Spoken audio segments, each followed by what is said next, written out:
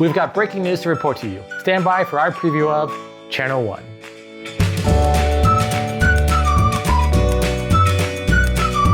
Channel 1 is an action drafting, semi-cooperative game where players face off to see who's the best news reporter in town.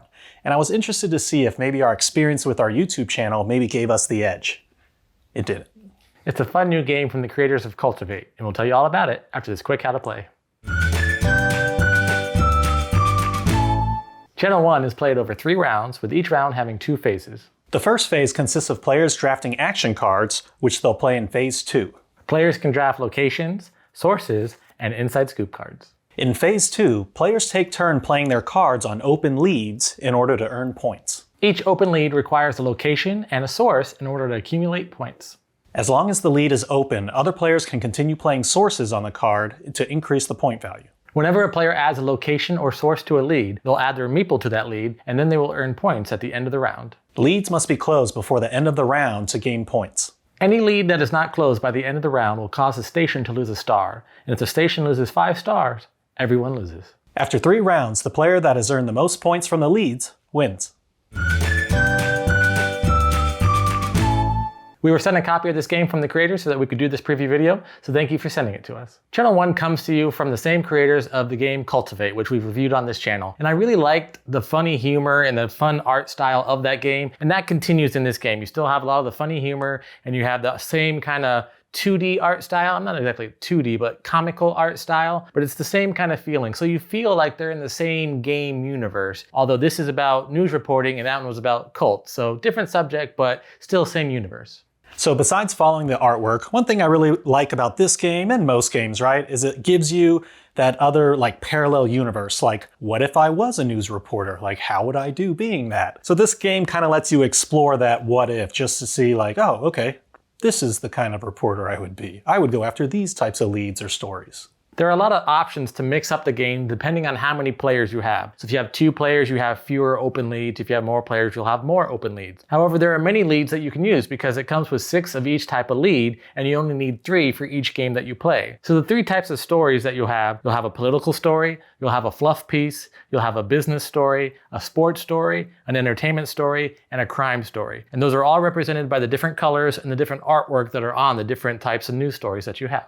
One of the key things I focused on was the sources, right? And I think that's the main way that you get the points, because certain symbols or certain sources are where you gain 2 points. And so you know, like, okay, if I ever see that symbol, draft it before they do, because that's going to guarantee me points. However, if no one drops location, or if you can't do the location open lead, then you'll have to do a substitute action that may kind of throw away that 2-point lead that you thought you might have had. This game is a semi-cooperative game in the sense that multiple players can place their meeples on different stories, on different open leads, and they'll get the points at the end of the round. So you kind of have to strategize as far as how long you leave the lead open so that other players can get in on it, so that you can get points, but at the same time, you want to make sure you can close it so that maybe the other player won't get in on that lead if it's going to be a lot of points. So there's a slight push your luck element when it comes to your turn, if you're going to play a card to get more points, or if you're going to close the lead so that no one else can get in on it. And depending on where you are in positioning and which round it is, it may come up sooner than later. In the first round, you may be like, oh, I'm just gonna get lots of points and see what happens. But in the second and third round, you're like, okay,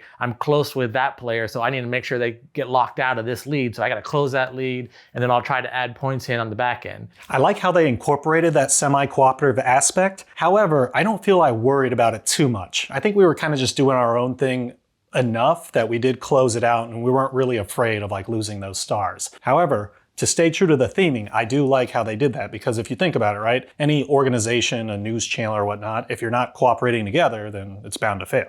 A lot of strategy also happens in the first phase, which is the action drafting when you're choosing cards, because you have to determine, okay, which players are getting the locations in order to open up the lead so that we can play sources on them. We got to make sure that enough of the leads are open so that we can actually get points. And if that player is not going to get the location, maybe I have to get the location. And if I get the location, am I going to open it, or am I just going to hold it and kind of block that location? So there's a lot of strategizing in phase 1 when you're just even choosing cards. So before you even start playing cards and deciding what you want to do, ooh, is that player going to stab me in the back? Am I going to stab that player in the back? We'll see. There's a lot to think about and keep track, because when I'm trying to draft, okay, I can go for a location or a source or the inside scoop. Inside scoop usually have like something cool, but it's random. And so I may not be able to use it at all. So it's like, okay, do I just get all of these and hope for the best? It was fun experimenting what different ratios or combinations I could do each round, because then I'm like, oh, okay, that works a little bit better. I should have done that to start. Overall, I like how they kept with the same style of the artwork. And like Kenny said earlier, maybe this is in the same universe where Cultivate was about cults. This one's about being a part of this news channel. So I like to think about how my life would have been in that world as either a cult leader or a newscaster. But I think it's fun, plays pretty quickly and easy to learn. So definitely play it again. Overall, I really enjoyed playing this game. It is a prototype, so it's missing a few of the elements that you would expect from a finished game. However, you can definitely see what the finished product will be like, and I'm excited to see what it will be. It's going to be on Kickstarter, so make sure to check out their social media to find out all the links that you need to find in order to back their Kickstarter. I think that if you backed Cultivate and you like that game style and you like their sense of humor and the gameplay and how quick it is and how family friendly it is, I think you'll enjoy this game, so you should really check it out. And that was our preview of Channel 1.